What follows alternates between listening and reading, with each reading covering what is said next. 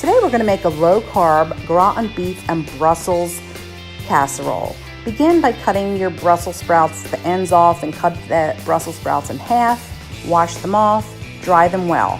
Then you're going to cook your bacon. After you cut it up, chop it up, you're going to start to fry it. Bacon starts out cooking slow, but when you get to the end of the cooking process, it will cook pretty darn fast, so you don't want to burn it. When it starts to look like this, start removing it from the pan and putting it on paper towels to drain.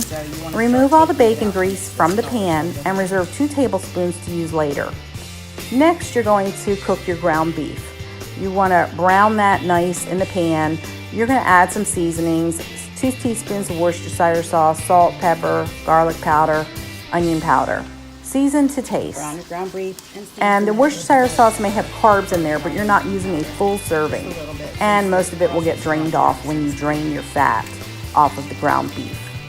Remove that from the pan and use 2 tablespoons of the reserved bacon fat with 2 tablespoons of butter to caramelize your Brussels sprouts.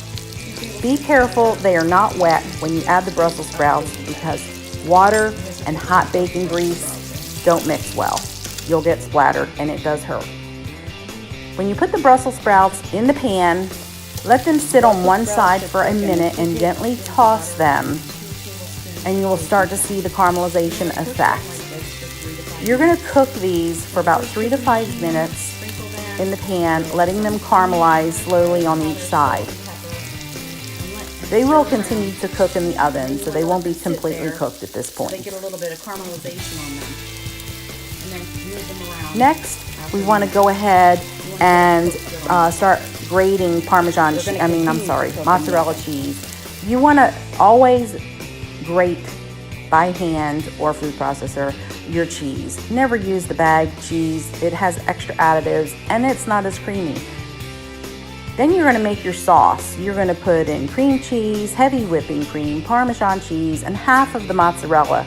Once the cheese starts to melt, then you can add your bacon bits.